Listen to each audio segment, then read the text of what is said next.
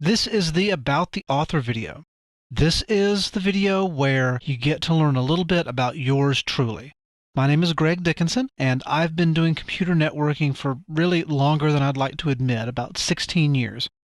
I started off way back in the dark ages dealing with Novell NetWare and GroupWise, ZenWorks and Border Manager and the entire Novell suite of products in the late 90s and early 2000s.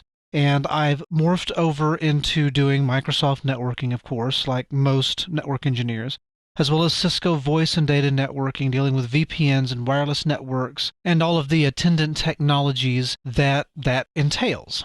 Up until just recently, I worked in the Network Operations Center at a regional bank. We had over 700 branches spread across 7 states. But I've just recently taken on a challenge where I'm learning more about virtualization and storage, and really being the only network person, or one of the few network people, in the organization I work for.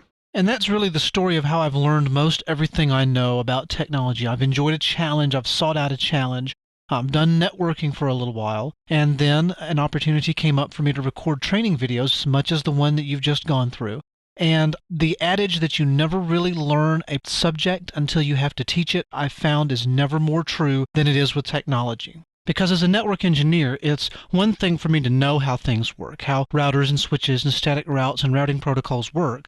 It's quite another to explain it to someone who doesn't know how it works, and explain it so thoroughly that they can actually understand it and use that knowledge as a springboard for their own experimentation. And trust me, to stay up with this technology and to keep up with modern networking, you have to take the knowledge you know and build a lab out of it and break it 5 times and fix it, and that's really the best way that you'll learn, or at least the best people that I know in the industry. That's the way that they learn. They always wonder, what happens if I try this? Why does this work this way? What happens if I try to take 2 UPSs and plug them into one another? What happens? And you've got to get in there and get your hands dirty.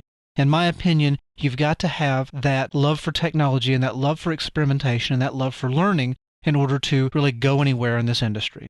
That's really my outlook, and that's why I hope you've enjoyed this training course. It's been a little off the wall at times, but hopefully you can use this as a springboard for your future learning and your future certification.